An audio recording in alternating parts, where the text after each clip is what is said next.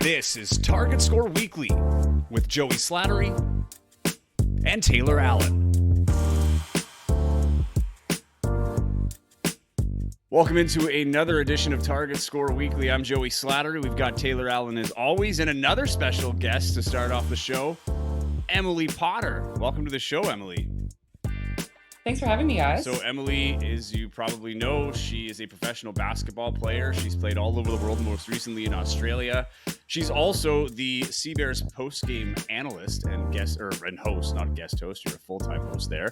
And you had some time with the national team as well. So you're a very well-rounded basketball player and very well-versed with the Sea Bears. So I'm excited for this one.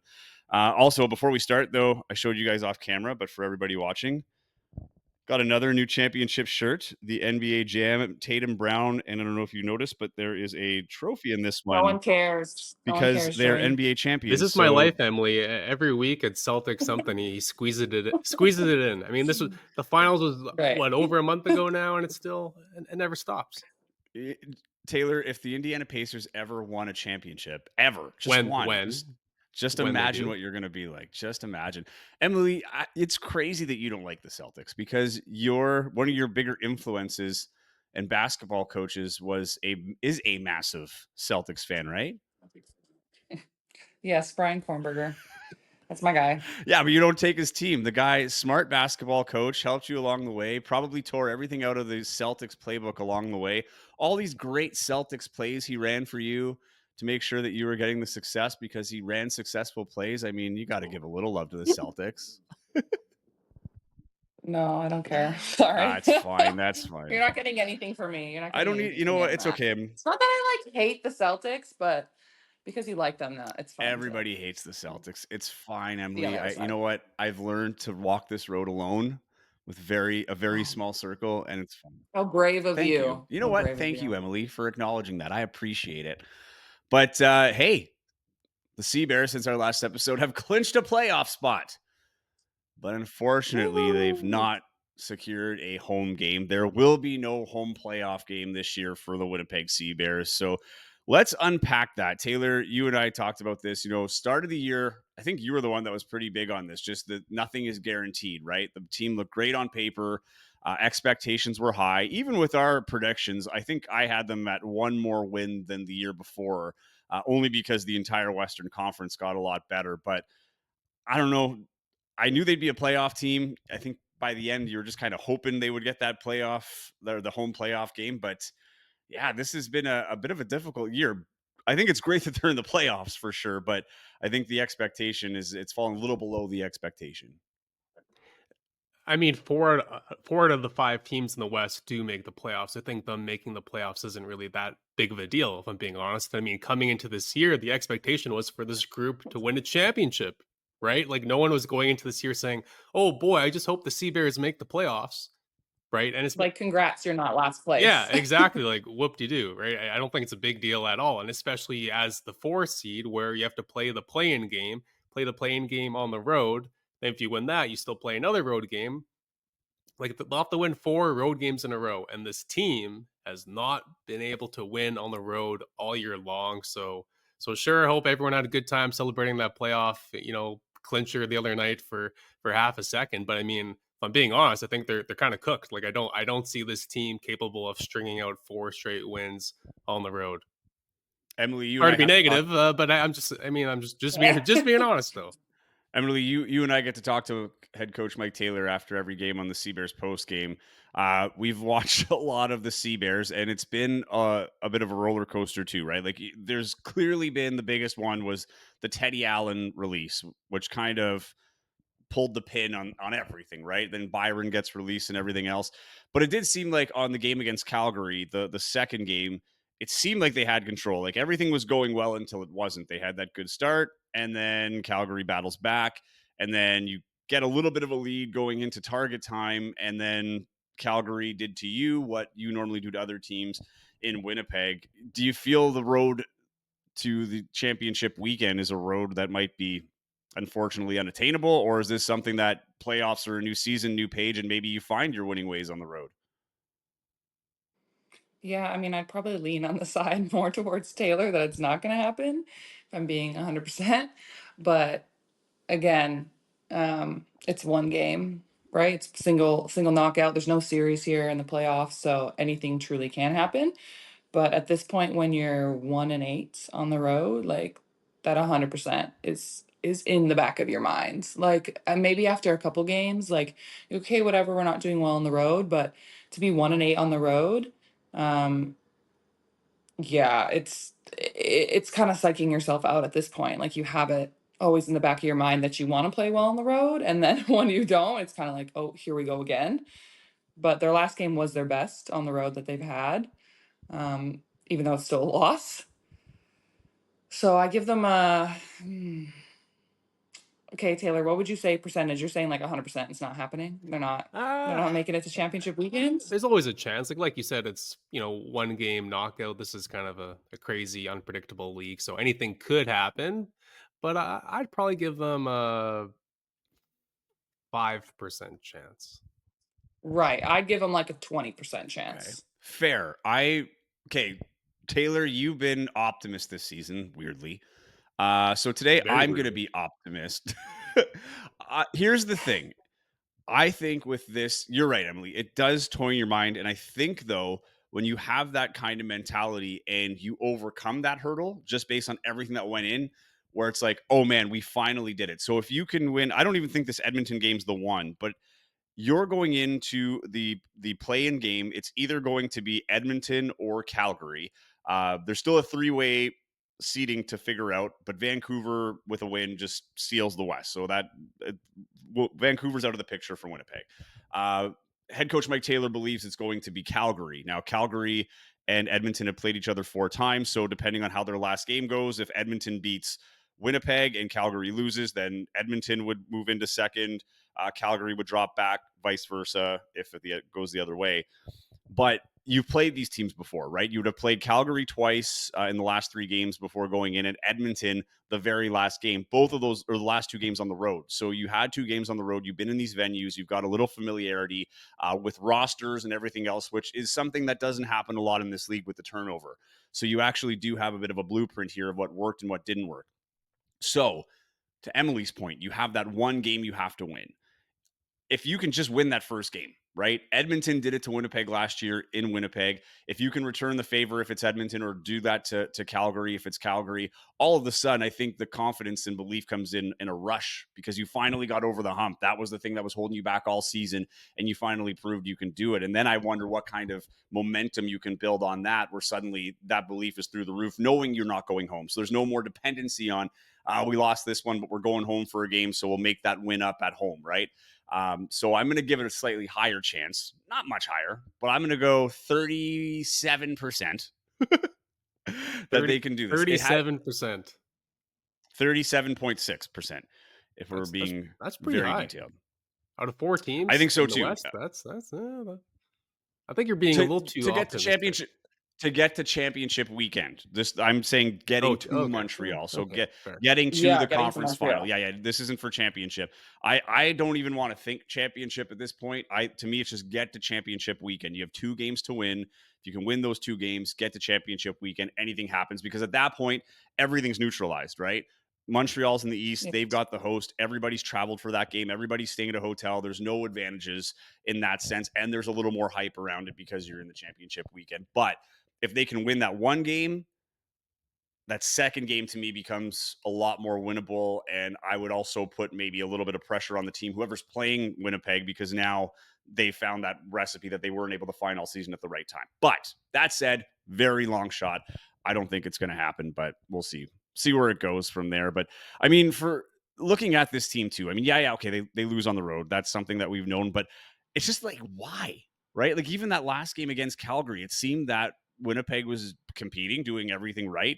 Calgary's a really good team, but at some point, this is a good team too. Winnipeg is a good team as well, but it just seemed in certain ways like they get outmatched, right? Whether it's inside, Edmonton's a strong team. They move the ball really well, and I think Calgary might even be better. Just the way we saw them play and how quickly they move the ball. I mean, what are some of the things that they have to fix that you guys are seeing, I guess, before they go on the road? Emily, we'll start with you. What do you think is the biggest issue? I mean, we talked about rebounding, we've talked about turnovers, but what is one key thing that really helps turn everything around to before you can start working on those smaller details. Yeah, I don't know if I mean, it's not necessarily the player's responsibility, but just the rotations of this team have drove me insane the entire season. And from a player perspective, I don't understand how you can get any type of rhythm if your minutes are fluctuating so much from game to game. So, you usually have your starting five tried and true that you know is going to be starting the game. You have your dedicated sixth man. And then from there, I feel like 7 to 9 also know their role. And then you have, some fringe players on the end that could play depending on situations, foul trouble, things like that. So when minutes are like going all over the place, it's difficult to get in a rhythm and stay ready. Again, it's the end of the season, so I don't see that entirely changing, right? But whoever is in on the floor at the same time needs to figure out a way to work together because I don't know how much time everybody has spent getting actual minutes on the court in like game situations with each other because there's so many lineups. There's injuries, right? There's whatever the transactions that have happened with the team are done, but um, you're constantly trying to like find that chemistry. And if one person's not having a good game, it's like, how do you step up next? So I think just like locking in, like mentally on the awareness of who's on the court, who do you need to capitalize on right now, and then being able to execute that. So I think it's going to be an execution piece offensively. And Taylor? Yeah, I think that's an excellent point, Emily. I mean, there's a handful of guys on this team where it's like, okay, is this guy going to play 7 minutes tonight or 25 minutes tonight? Like, it's so unpredictable. Always looking at the box score at the end of the game, like, oh my goodness, like this guy was playing way less minutes last week, or this guy was playing way more minutes last week. So it has been very unpredictable. I mean, there has been so much roster turnover, so that has played a part. But you're right; it has not been consistent enough. Like we watch every single game, and still going into every game, it's like, okay, I have no idea who's going to be playing how many minutes and whatever. So that's a really good point. But who cares what I think? We have a pro basketball player on the show. Um, It's Emily, I'm just curious. Like, okay. You can still add your no, opinion. I don't know what I'm talking about. Anyways, uh, Emily, have you ever been on a team that had so much roster turnover in a season like the Sea Bears did, and like just what does that do to a team on and off the floor, especially when a person like Teddy Allen, the guy who's supposed to be the star of the team, gets booted off the team midway through the year. They're openly saying this guy's a bad teammate. I mean, that's a pretty crazy example, but have you ever experienced anything even remotely close to what the Sea Bears have gone through this summer?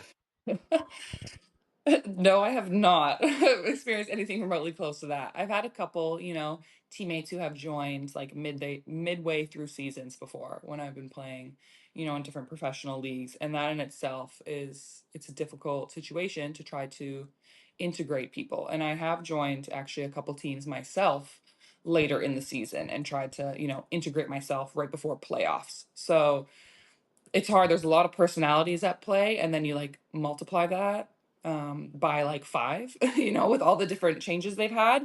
And it's one thing to try to just to get to know everybody, to just learn everybody's names, like, and then to learn a new playbook, and then from learning your new playbook to then how you're gonna play with your teammates and where does my teammate like the ball the best? Where are they going to excel and score? How do they like to be passed the ball? How do they communicate with me on the court? Can I trust them that they're behind me and they're going to talk to me when I'm in help side so I know where to go? Those types of things. So it's those small little details that help you collectively like work as one on the court and not just 1v1 with five guys, but it's like five versus the other team. I also think there's a little bit of confusion with some players when it comes to roles, right? In terms of, and not only roles, but playing time. A lot of these guys, I think, compared to last year, you look at last year's roster, a lot of young guys, a lot of guys that are making their, not their professional debuts, maybe per se, but like it might be their second pro season or they were coming off their first pro season and going into their first summer pro season, whatever. So I think last year there was a lot more, I'm trying to earn something, trying to prove myself, whatever it is. And I'm not saying that's not the case here. I think there's just guys now that have expectations in terms of they played overseas or they played for other CBL teams where they've had larger roles or more minutes or whatever the case may be. And I think they came in here thinking, well, that's what I'm coming in for. And then you see them not maybe playing that role. I mean, there's a number of players that you look at. I mean, Alex Campbell, for one, he's starting, but here's a guy who was a team MVP with the Bandits. He's won championships, very familiar with this league, and a defensive lockdown guy. Some games he's playing a lot, other games he's playing quite less. Chad Posthumous, another guy that, he's last year we saw his playing time go down a little bit from the start, and then he had his, I think he sat out a game last year too. This year, I thought he was very efficient all season. He'd play 6-7 minutes, but he'd be scoring at a high rate, all things considered, and rebounding and things like that. Jared Ogambemi Jackson, played what, 9 years overseas before this, star, and he's coming off the bench. I don't know how UC is to that. And he plays really well off the bench, but he's doing a lot of his work in a concentrated amount of time. Like, he's rarely playing more than 20 minutes, right, in a game. So, and Yeah. here's a guy that, is fast. It does take care of his body. So, but you have a very clogged guard situation, right? Especially with Justin Wright Foreman, who was not there at the start, right? When they started the season, it was Teddy Allen, which made a lot more sense. But now you've got a little bit more of a, they're two different players for sure. And we've seen them share the floor at the same time, but they're not that different, right? In terms of both of them can carry the ball, create plays and things like that. So I don't know how much of that plays a factor, but for you, Emily, like if you're going into a team, right, you come in like, these are my strengths. I'm Emily Potter. I've been doing this for a decade. People know what I do. And you go in and it's like, oh, okay, so I've been brought here to do this. Have you ever had a situation like that where you're kind of like, what exactly is my role? And what kind of, if you did go through that, how does that play in the psyche when it comes to the time you're on the court? Yeah, it's very difficult. Yeah, if you have a super vet dominant roster and everyone, has that experience in a starting role, obviously everybody wants to start. There's not enough minutes to go around to make everybody happy. And at the end of the day, as a coach, not everybody's going to be happy. That's just the fact of the matter with every single team that people need to realize. Like, if you're playing 5 minutes, you want 10. If you're playing 25, you want 30. But for myself, yeah, sometimes it's kind of like, well, this doesn't make any sense. You bring me into a team, let's say, like I'm a post player. You bring me into a team and you tell me you don't want me to post up. Well, then why did you sign? Did you watch my game tape? Why did you sign me? And what did you see in that film that made you be like, oh, I want you on my team? And then you're not going to use me to my strengths or to the best of my ability.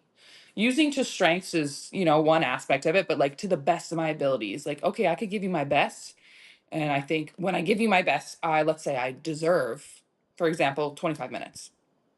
If you're not giving me those 25 minutes, I might feel like it's a bit of a disservice to me, especially if in practice I feel like I am doing better than the people that are playing ahead of me. That's how I always look at it, is like, okay, until you can show in practice that you are the better player day in and day out, and you are competing and you are consistently scoring in practice, doing the correct reads in practice, then I think you can confidently say, I deserve that playing time. And then if there's a discrepancy with your role on the court, like, then you need to figure out what else is going on. Because to me, if you are showing that you are the better player on the court consistently, there's no reason why your minutes should not reflect that. Yeah. And it's funny, right? Because then we see in one hand, like Stefan Ingo getting a lot of time, and he just came in and, we talked about this last week, He Taylor, was coaching 2 weeks ago, and now he's playing 20 minutes a night for these guys. he basically came out of Okay. accounting and just stepped on the court and started having a huge accounting from another firm and comes in and starts playing an all Yeah, star. it's so interesting because, other post players that have left the team, aka Shane, that would be probably what he wanted out of his role, was to get those minutes that he didn't really get all season long. You sign a new player and he gets those minutes. So maybe it's just like a better fit. Stefan's doing things that you felt like another player couldn't, defensively or offensively, or just he had a better understanding of his role, which let him grow in his role in 2 days' time. But it's Well, the interesting. thing with Stefan that surprised me, I didn't honestly like when I saw the signing. I thought, okay, like just a guy that'll step in behind, Chad and Noah. Uh, but then he gets this like a ton of play. I think he had 20 something minutes yesterday against Calgary, and but he's been very effective. And we said it doesn't always turn into points, but the block shots, the rebounds, like that first game against Calgary was the game for me where I was like, wow, like he's a big reason why this team won, because late in the game he tracked down 2 offensive rebounds on absolutely just botched possessions, right? Should have been a turnover. And then he just finds his way to the ball through three surge players, finds Mason or whoever, and gets the hockey assist, right? Doesn't pop up on the score sheet, but is the reason they score. So he's been doing some really good things. He's got some length, right? He's got a long reach. He's lanky. He's not as big as Shane. Maybe a little quicker, with closeouts and switching on the pick and rolls and things like that. But no, he's been a good addition. But this is a team that does play small, so he's a smaller big man, right? And it's been nice. But yeah, you're right. It's great to have those people that are putting in the small details, Mason Bercier as well. But at the end of the day, it's like those guys are supposed to elevate everybody else. Justin Wright Foreman is obviously your scorer. He's been very consistent. I think he's had a couple of off games, that last game against Calgary being one, but Emmanuel Acott being out has been tough as well, right? There's your kind of cemented secondary scorer.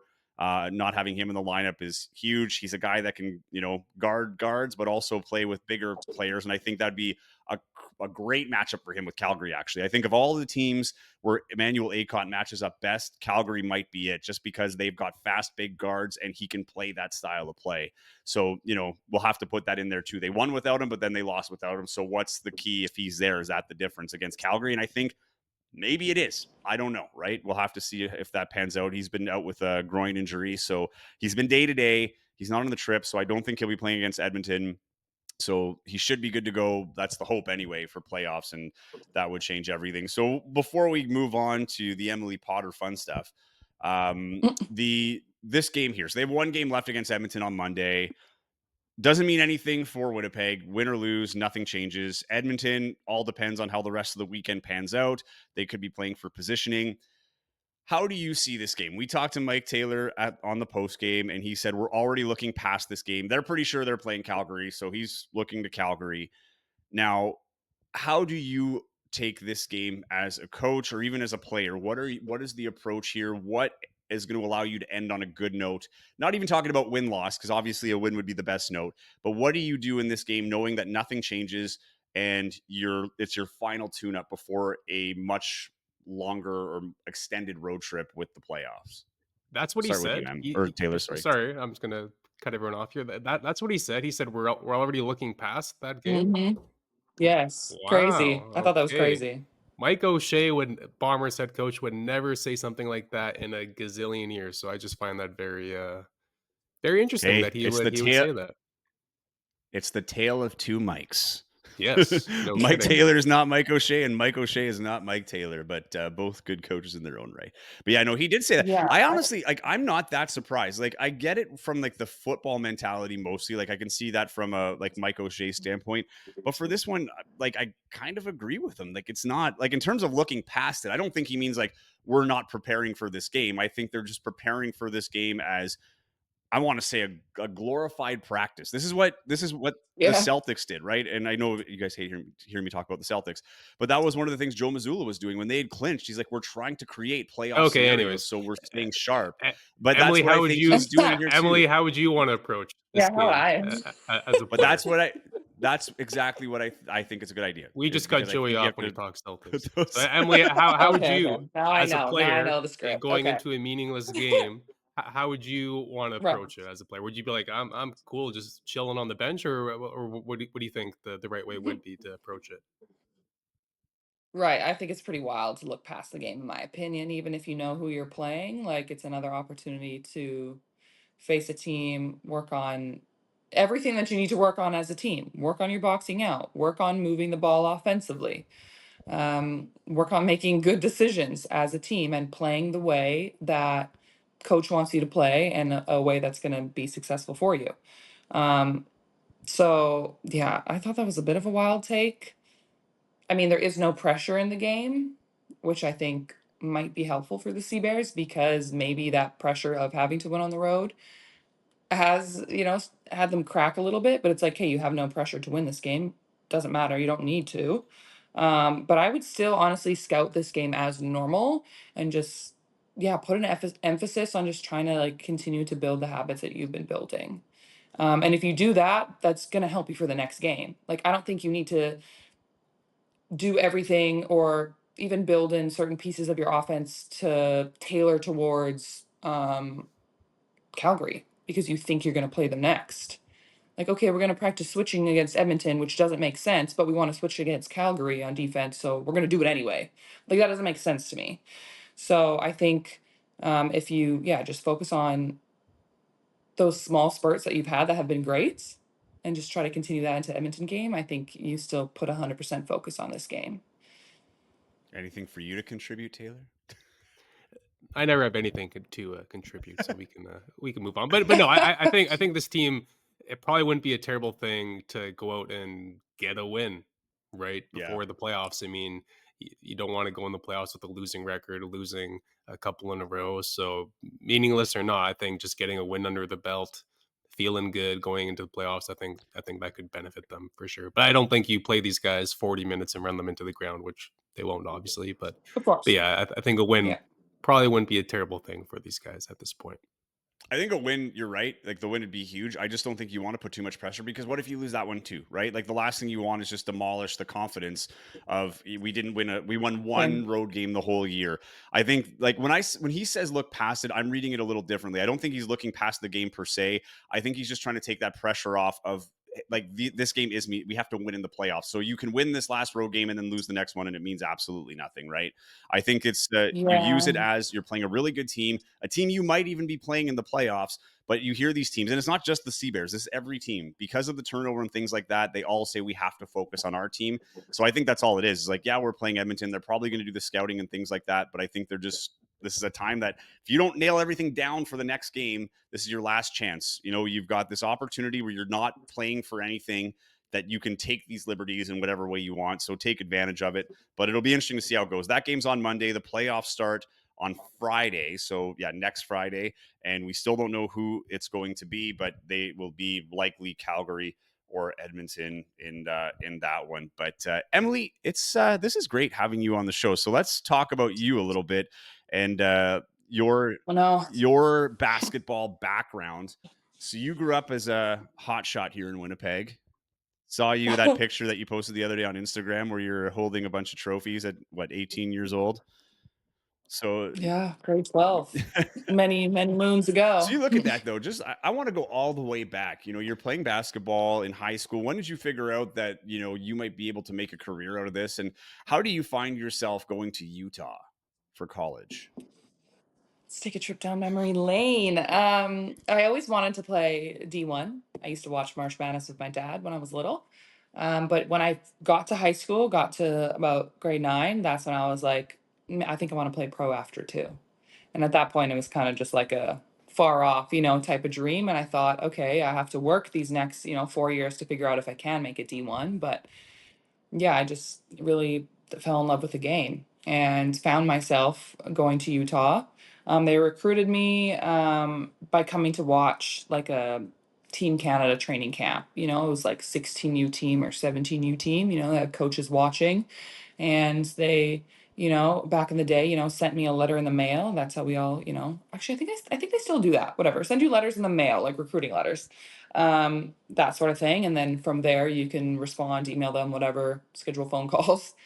And they had a lot of Canadians on their team. Hence why, they're at the, Team Canada tryouts, always looking for the next Canadian coming up.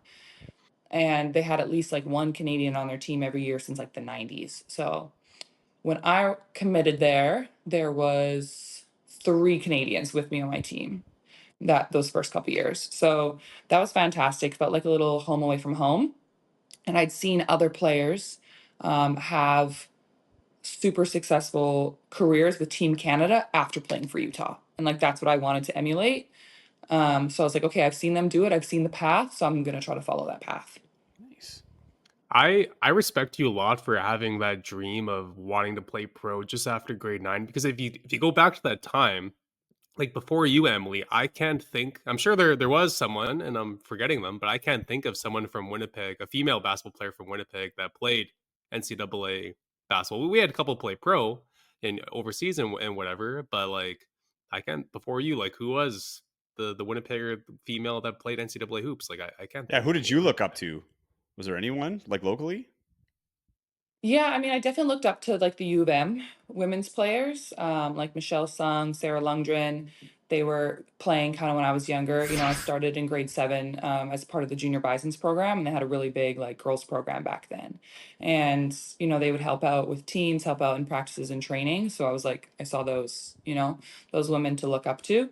Um, and I thought they were the coolest thing, right? Because that was the only person I had in my community to kind of watch and look up to. Another like big name that went to Glenlawn is Yadley. She played at Oregon, I do believe, and she won a couple provincial championships with Mr. K, Brian Kornberger, and she actually helped out our team a little bit when I was in high school. So she, played NCAA Division One. I don't know if she played pro or not. I can't remember, but yeah, she wasn't somebody that was like in my direct, like, I guess, circle when I was growing up. She was kind of like past that her time of basketball at that point. But she, came back and gave back her time to try to help our team and especially help me because she was also a post player. Nice. When you're looking at, so you go to play NCAA, you've been on the national team, you were just training with them, and you're the only, for a long time, you're the only Manitoba. I know Naya was with you recently, but when you're going through those years where, it's Team Canada and there's all these girls from Ontario and probably BC and Quebec, and you're the lone Manitoban and probably oftentimes the lone Manitoban and prairie person outside of Alberta that's playing. I mean, does it ever sink in, like, just the accomplishment there? Is it ever intimidating? Because did you ever think of that? It's like, the odds are so small coming out of Winnipeg and playing for the national team and getting all these opportunities, and here you are doing it. Yeah, I think I take a really big sense of pride in being from Manitoba and trying to be a good advocate like for our province. I don't know if I think about it as like a huge accomplishment or anything, but I love being from the city and I love this city. And honestly, sometimes my teammates get on me and try to, make jokes about Winnipeg. And I'm like, we're going to have a training camp and a game here one day. We're going to make it happen. So you guys are all going to eat your words because I love Winnipeg. Um, and yeah, I just want to continue to help the game grow in the province. And I have seen it from like my time when I was, in grade 7, just starting basketball to now when I look at all the different club programs that are in the city, all the different opportunities that people have, like that the girls have coming up, like it's a lot more than I had. So I mean, I feel like we're on the right path. Like the game is growing. So I just want to continue to see that happen. So, Emily, as you know, you're the first and only Manitoban to ever sign a WNBA contract. You spent a training camp with the Seattle Storm. What's your favorite story from that training camp? I think you were what, only like 22, 23. Seattle, they had some legends on that team. Here you are, this Winnipegger walking into there. Just do you have a favorite story or a memory from that time in Seattle? Yeah, that was a crazy experience. It was right after college. So yeah, I think I was like 21, 22, 22. Yeah, and as my first taste of like a pro experience, it was fantastic. And like there's a couple stories that stick out in my mind, but that year actually Seattle ended up going on to win the championship and they had Sue Bird and Brianna Stewart on their team. And I remember one time in practice, Sue Bird was like trying to explain something to me and she's like, yeah, Em, like do this, this, and this. And I was like Sue Bird, just, called me by my first name and we're just having a casual conversation. She's trying to help me out here on the court. So that was a super cool moment because she is such a legend of the game. That's so cool. Sue Bird knows Emily Potter. That She probably forgot me by that doesn't now, matter. but at one point she I'd put it on did. my At one point resume. she Sue did. Bird called me by my first name and explained something to me as an equal. That'd be on my resume for That's sure. funny. So you have the experience through that, but you've had an illustrious playing career professionally overseas. I mean, you played like where? Australia, Greece, Czech Republic, number of places. What's that? Czech Republic as well. Czech Republic. So Yeah. you look at all these places you've been and the opportunities that were like that you were able to attain through basketball. What's been your favorite place, I guess? Is there a spot to you that or maybe even just like the lifestyle that's been really cool that you weren't expecting playing professionally overseas for so long? Yeah, it's hard because I feel like every country that I've lived in and traveled to has been really different experiences and taught me a lot of different things along the way. Like I think back to when I first started playing, a couple years in Czech Republic and I'm like, wow, I'm like not even the same person I was back then. And that was like 2019, 2020. So as I get more into my career, I think I do enjoy it more and more because I have like a better balance and just a better understanding of what the heck I'm doing. So it's really a toss up between Australia and Greece, and those are the last 2 years that I've played, right? I mean, I love being by the beach. This is what I've learned. I love, being near the water. Um, who can complain with that? And nice weather. Didn't have to deal with the winter for a few years. And yeah, just they were different lifestyles. I really do like the European lifestyle though, and just being able to walk everywhere, go to a cute cafe, experience a different culture, different food.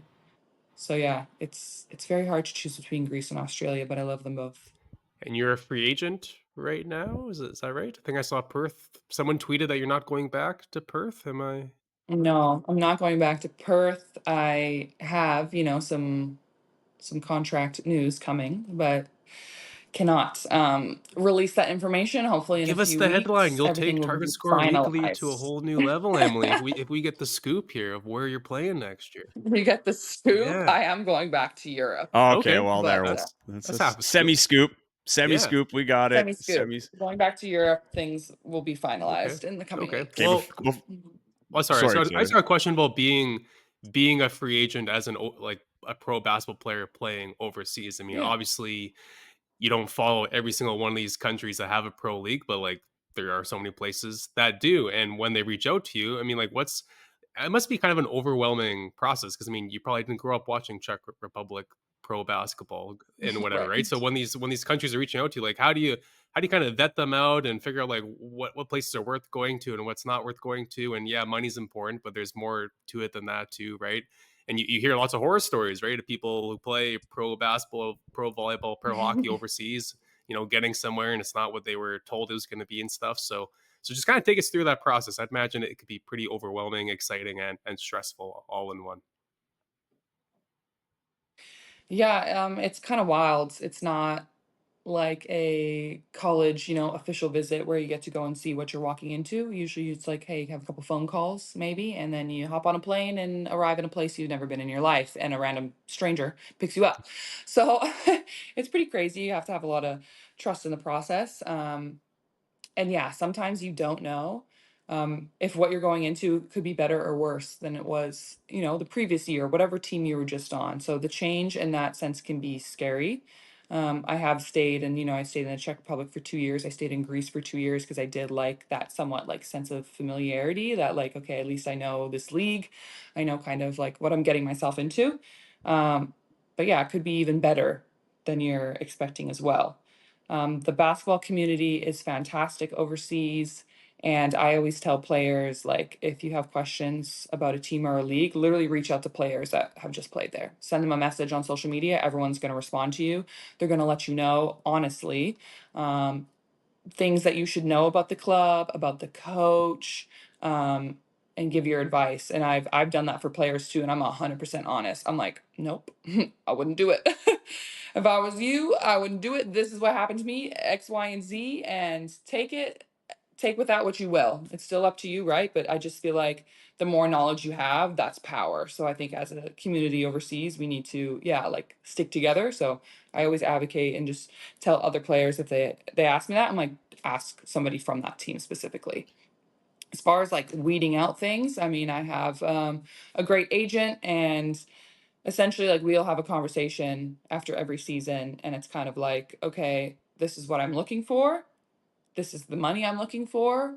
So they can go out and speak to teams on my behalf. And if the money's not at a certain level, I'm like, don't even present that option to me.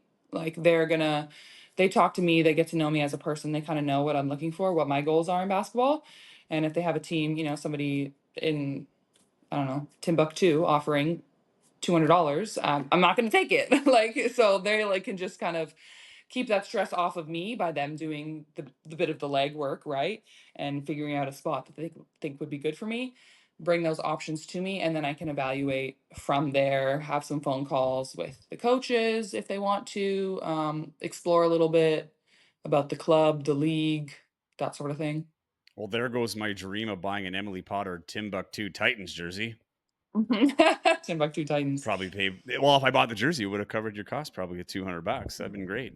But Not going to Yeah, happen. right. So if you look ahead though, like after your playing career, and what does life after playing basketball look like for Emily Potter? Do you think you stay in the game? Do you think you stay in Winnipeg, or have you found places along your travels that have been options maybe to live full time when you're done? Yeah, it's very hard. It is inching closer and closer to that retirement date. I give myself 4 years right now, okay? I give myself a 4-year expiry time right now, but that could always change. I always just try to take it kind of like one season at a time. So I don't think this next season will be my last, but again, you never know where life can take you.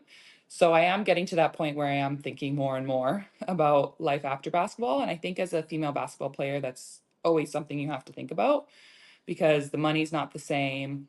Um, and I feel like in college, there's not as many women's basketball players that are like, yeah, I want to go pro. I want to make this my career. So we are pretty focused on like, okay, what degree do we want? And what do we think our career path is? I just feel like we spend a little bit more time on that.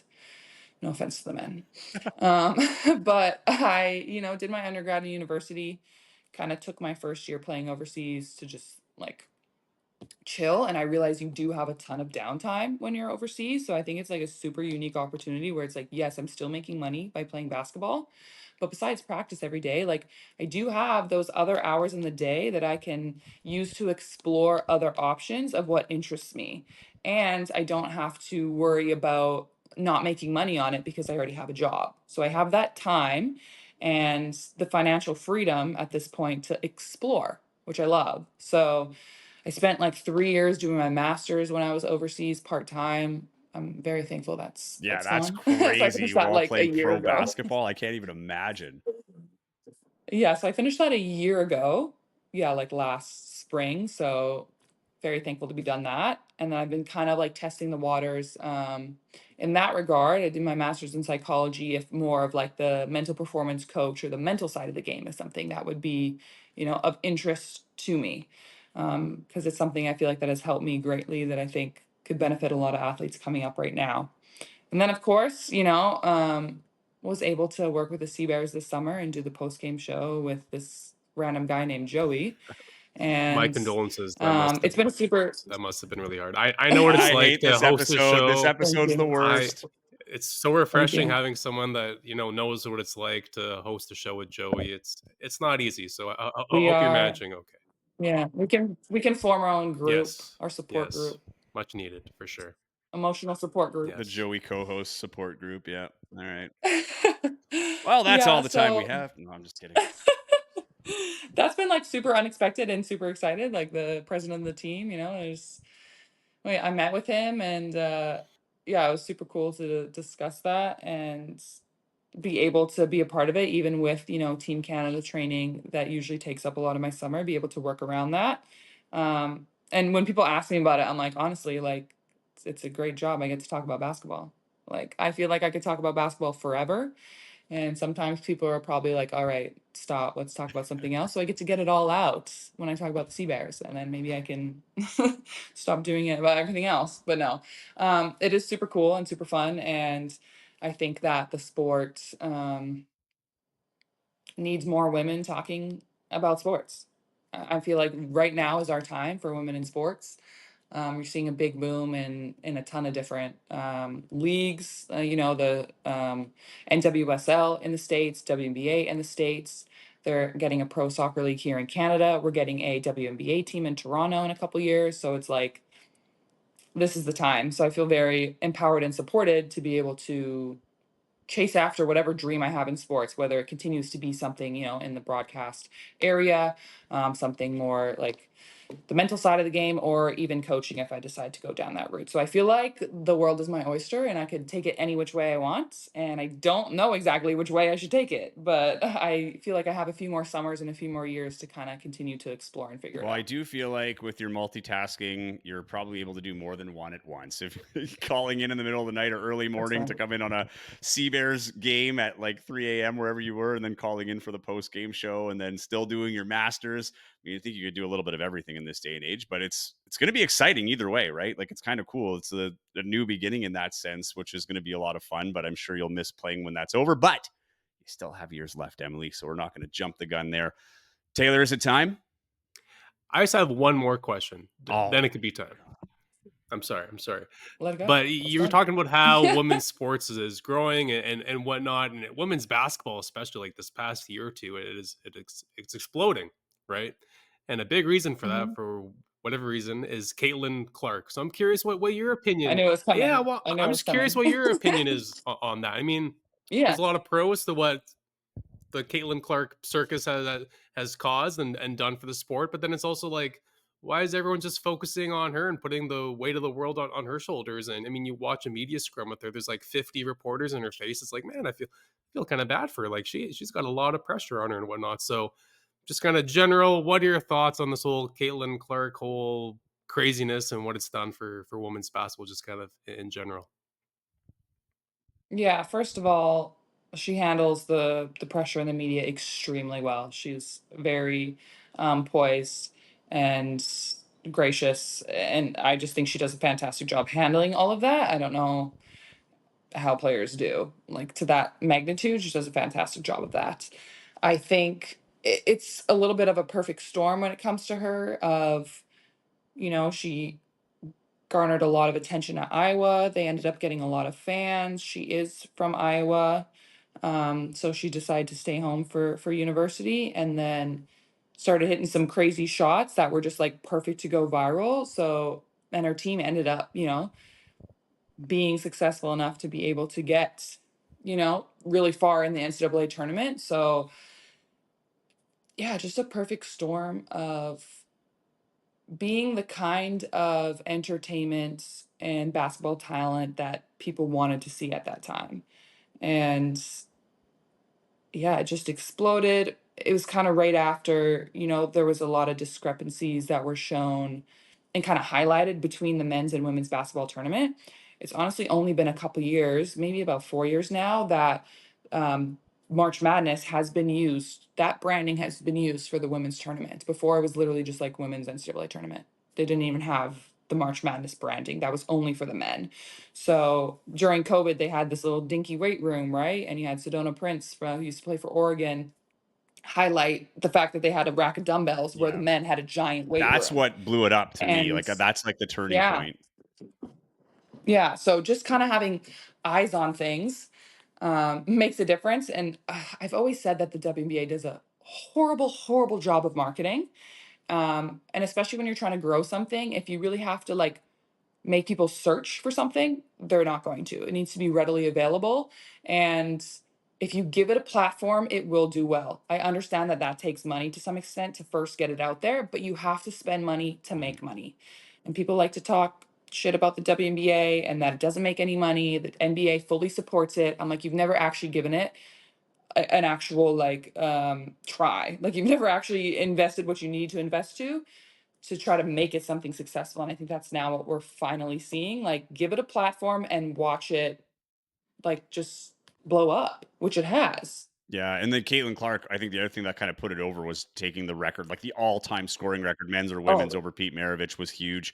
But even the WNBA, yeah. yeah, like how many orange sweaters do you see? Like my wife was searching far and wide for this thing. She finally got one, but it's like I've never seen a league so marketable like as they are right now. Like you don't see people buying NBA, Yeah. MLB shirts, at least not in the volume you see WNBA. But no, that's those are all great points. Like the Yeah, I remember like Sabrina just got into the league a couple years ago and she like before Caitlin, like she was a really big deal, right, at Oregon. And she had she had like scoring record for a little bit. She had a triple double Mhm, record, right? She was very good and gets drafted and people can't even find her jersey to mhm. buy. It's not even there Crazy. online. So you're telling me the market, like people want it and they can't freaking find it. The WNBA website has the name spelled incorrectly. They can't update and get enough merch to people who want it. So I'm like, the demand has been there. You just need And to that's the other thing get too, it when you get going. like a huge boost like this, like sometimes it's hard to keep up, like in terms of like the demands there, but you can't keep up with the demand. One of the things I like that Yeah. the commissioner said in an interview, because someone had brought up like the unfair pay, like the discrepancy between men and women. And she's like, I appreciate the conversation, but she's like, the league's also only whatever 25 years old. She's like, so if you go Yeah. back to when the NBA was 25, we're doing probably a lot better than they were, and look where they are now, kind of thing. So I did like that kind of all right, let's pump the brakes a little bit here. It's not going to be an overnight shift. Like, yes, we're in a boom, but we have Yeah. to move up and everything else. So I think they have a good leadership in that sense, just based on the few interviews I saw, which I only saw because of, everything blowing up, right? So that's been good. Great question, Taylor. That was a good time to disrupt the target time. But do you think it's time now? Now it's time. It's time for target time. Target time is the longest rapid fire you're ever going to experience. And I have 5 questions. Taylor has 5 questions. We go back and forth. Odds are it won't be a one-word answer. And if it is, we're probably going to ask for more. So that's why, kind of like target time, there's no time limit. All right, Taylor, you asked the last question, so I'll start. Emily, the best player you've ever gone head-to-head with?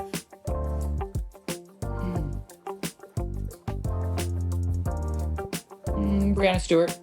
Was that when you were at the Sonics camp or Storm camp? Sorry. Sonics. Yeah, Storm camp, and also for U19 Worlds, she was on that Team USA. Yeah, so that was 2013. How'd she do against you?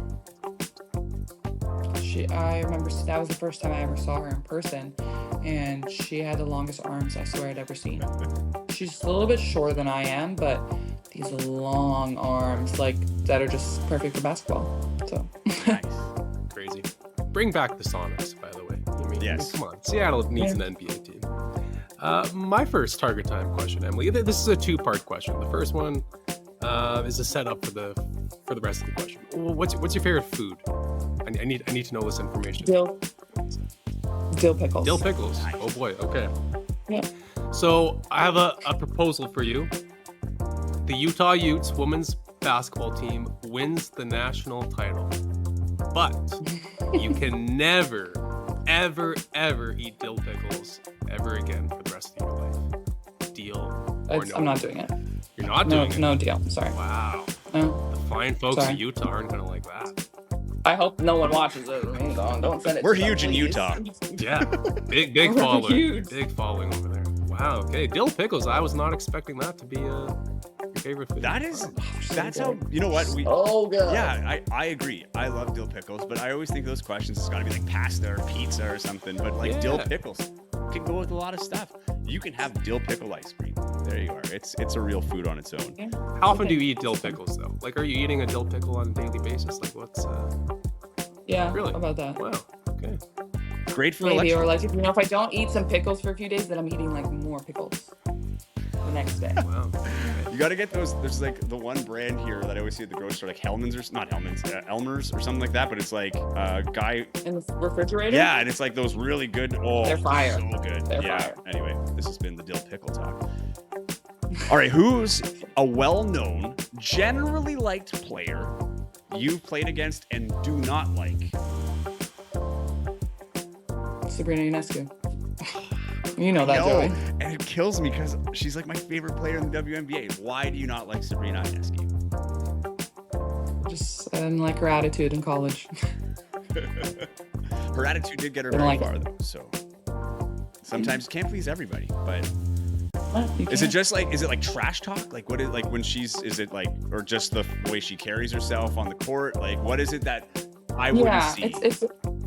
it's a bit of everything combined, and then how she talks to like other people as well.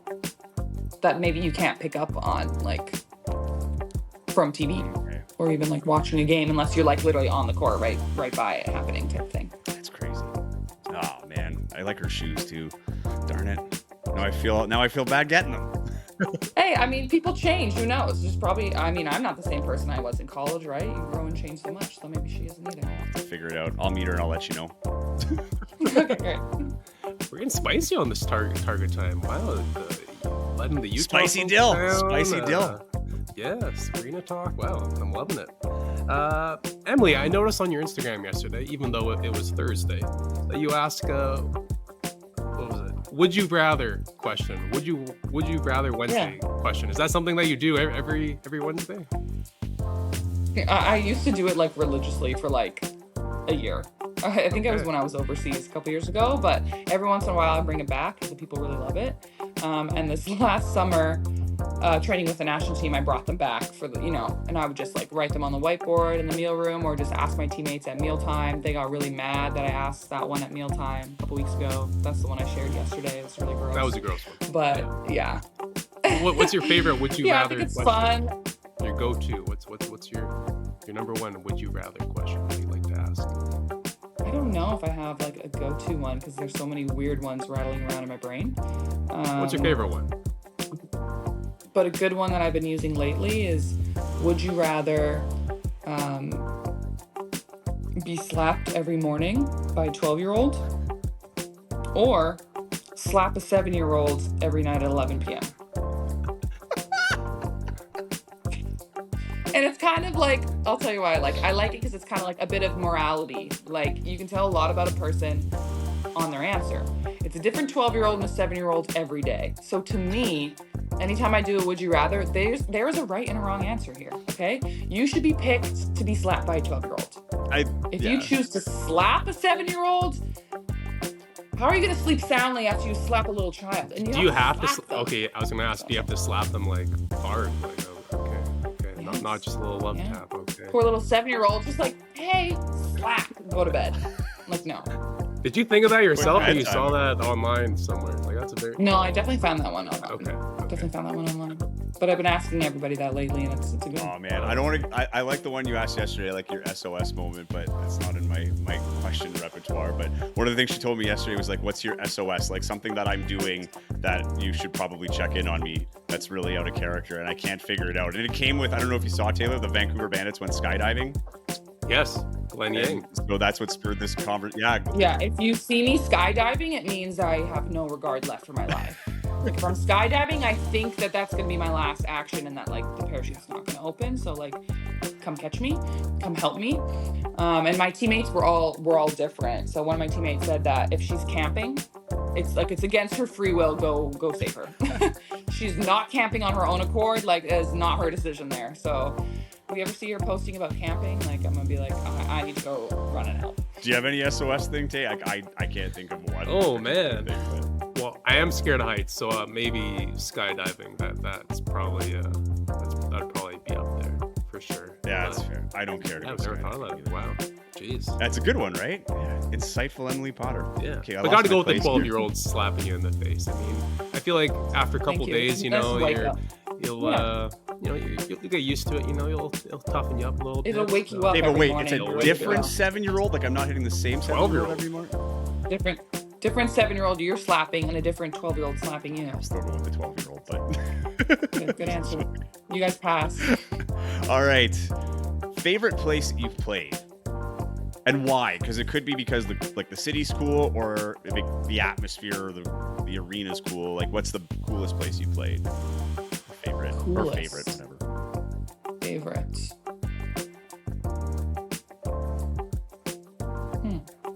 It's tough.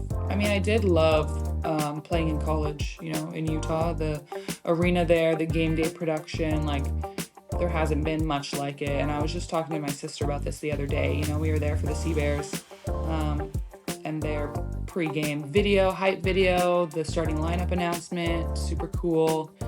But my sister was like, nothing comes close to when you played at Utah.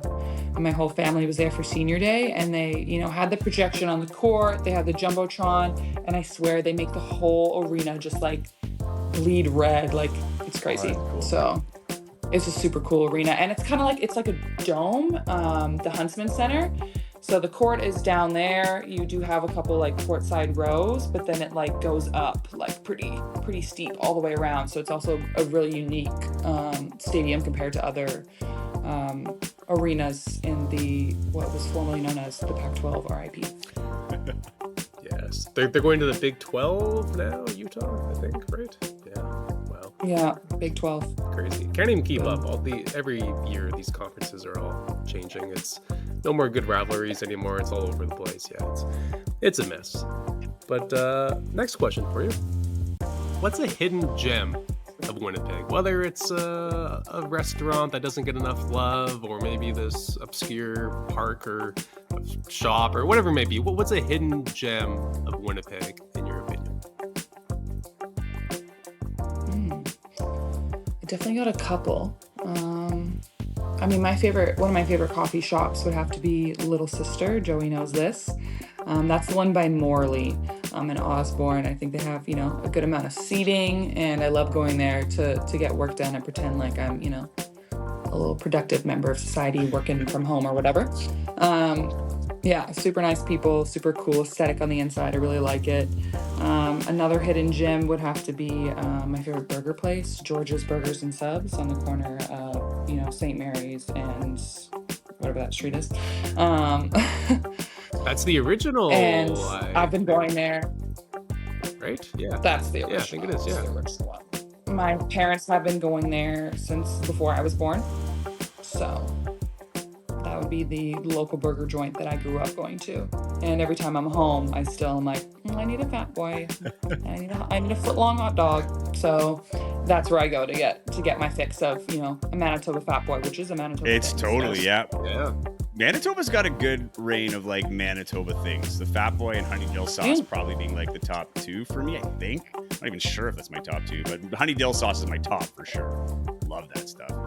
All right. So, and also the Little Sisters on River is like not as much seating, but also a hidden gem. That's my go-to place. All right. So what Sea Bears game? So what player on the Sea Bears game most resembles yours? And what player can use a little bit of Emily Potter's toolbox in their game to bring him to the next level? Well, they are 9 and 10, so I feel like they could all use a little more of a. They might just sign Emily Potter. I think. Yeah, honestly, they do. They do need a big right now. That'd be a dream. But you still have to do the post-game show. So after you're done playing, you got to run over and do the post-game show. Easy. I'll be in the game, so I'll have even more insight for you. I feel like for me, like, yes, I like playing down low, but I also really like to fast break. So I'm like, yeah, I feel like, some of the post players could maybe use that to their advantage, like leaking out for some easy layups. There's no defense. It's the best time to score. Or, I like to shoot like a 15-foot mid-range jumper. It's one of my favorite shots, catch and shoot from the high post. So I feel like within the Sea Bears offense, the posts don't often find themselves at that high post position because that's not a shot, that's probably good for them. But yeah, I'd say all of the post players, Starkey and Chad, Nice. I want to see some fast breaks. I want to see some high post jumpers. And I don't know who resembles my game the most because I am a different player than like the posts that they have. And then who else do we have? I'm definitely not Simon or Emmanuel because they are way better shooters, way more athletic than I will ever be. What about like Shane or Chad? Yeah, honestly, maybe Shane would be closest because he is a little bit more of an in-betweener forward. I guess Stefan Ingo. Yeah. He's one of your faves, so there you go. Hey man, that's a good story. I can block shots. I can block some shots, get some rebounds. See, there you go. That's a great story. That, like I say, if you could jump out a video coordinator, I always joke around. It's like, yeah, he just jumped from accounting and started playing basketball. Like the last game he played, Taylor, I don't think we said this last one, but the last game Stefan Ingo played, I asked him, when's the last time you played competitive basketball in a competitive game? He said, before I got back to Winnipeg, the last game I played was the playoff game in Winnipeg against Edmonton. That's nuts. And I was playing 20 minutes a night for these guys. Crazy. More than he was last year. It's nuts. Yeah. It's such a good story. Yeah. Insane. Crazy. Emily, who's on your Mount Rushmore of women's basketball players? So who's your top 4? Who makes the cut? So asking hard-hitting questions. So we do a target score weekly. That's right.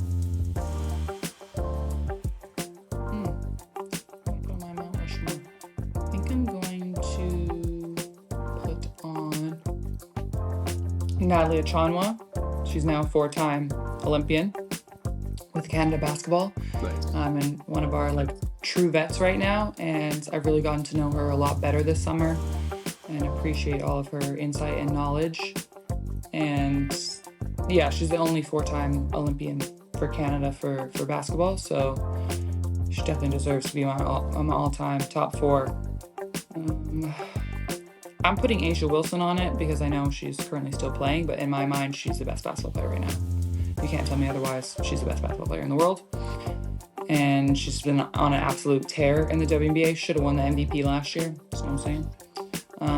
I don't know if the Aces are going to be able to three-peat. That'd be insane.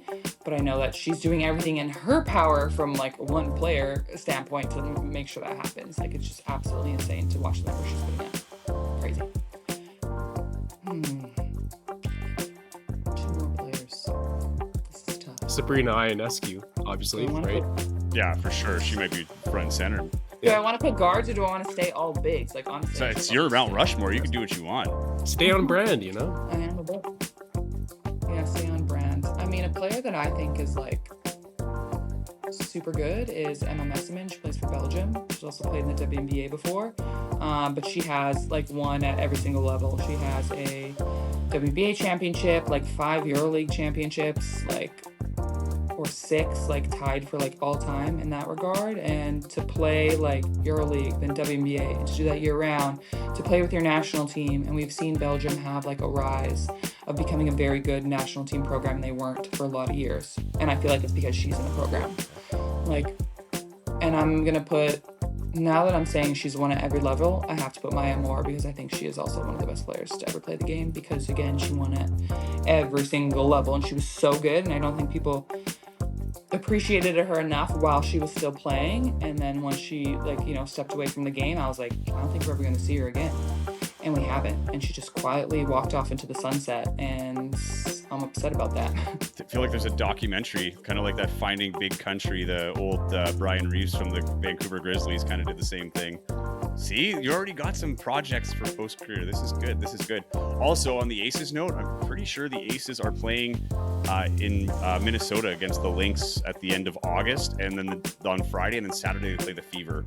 I really want to go down to catch those games. Ooh, Yeah, I that'd be want sick. to. I bet you those games will be hard though. For the, I haven't checked tickets, but for that second game particularly. Let me. I do have a friend that plays on the Lynx, so let me know. Maybe I can Use get my tickets. connects. I love it. All right. Okay, this is my last question. Aside from Olympic goals, what's one experience you'd like to have before you retire?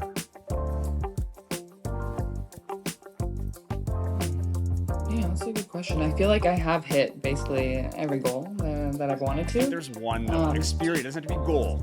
Experience. Something that you want to experience. I mean, I would like to win another championship as a pro. Yeah, I've done it, but I would like another one.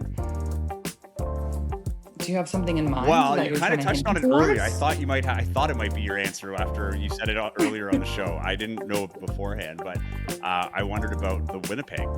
Like, now that the Sea Bears are here, they've got the new court, and now that they're able to kind of draw bigger events, and you see yourself playing a game with Team Canada in Winnipeg at Canada Life Center, or having a training camp here. Yeah, that would honestly, like, oh, that'd be insane, because I don't know, while I'm still playing, if there's gonna be a women's league that like pops up in the country. You know what I mean? Like, maybe I would consider coming out of retirement for a summer or something if we had something like the CEBL, just to have that experience to be able to play at home. But yeah, any opportunities we get to have exhibition games hosted in Canada is always fantastic. We've done it the last 2 years in Victoria. We've done it before in Edmonton. And my sister and brother-in-law were able to come out to Victoria, you know, last month and see me play. And it just means so much, because the last time they saw me play was literally 2016 in Edmonton, when we had an exhibition game there. So the opportunities for my family to see me play live are few and far between. And then to be able to do it with a Canada jersey just is so, so special. So we'll see, you know, what Canada Basketball and CEBL has in store in the future, because I know they are, you know, pretty strong partners and working to continue to strengthen those partnerships. So, But you know, Basketball Manitoba's gonna be backing that like crazy too. I bet you they're already like. Right, you think we could get 10,000 people for a senior women's national team game? Canada versus whoever? I think so, 100%. If you have Team Canada, and especially if you've got a Winnipegger or Winnipeggers in the lineup, I think they show. I think you hit the whatever the cap that the Sea Bears hit, if not exceed it, just because it's a one game thing, right? Like basically a once in a lifetime. It doesn't happen too often in Winnipeg. So for some people, that would be the first time in their life ever seeing Team Canada. So I think for sure they would show out for that game. Yeah, no, I agree for sure. But I'll cap off the segment with some real hard-hitting journalism here. Emily, on average, yeah, that's right. On average, how many times a week, Emily, do you get asked, "Hey, how tall are you?" Depends how often I go in public. If I hide out, where I hide out. It definitely matters how often. But yeah, almost every time I leave the house. Is it Almost followed by, every do you play time. basketball?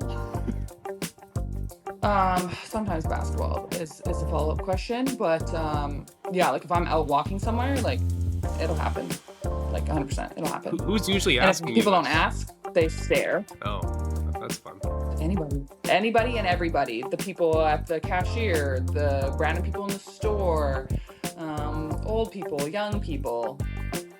And I get that it's like, I have people that are like, you're the tallest girl I've ever seen in my life. I'm like, thanks.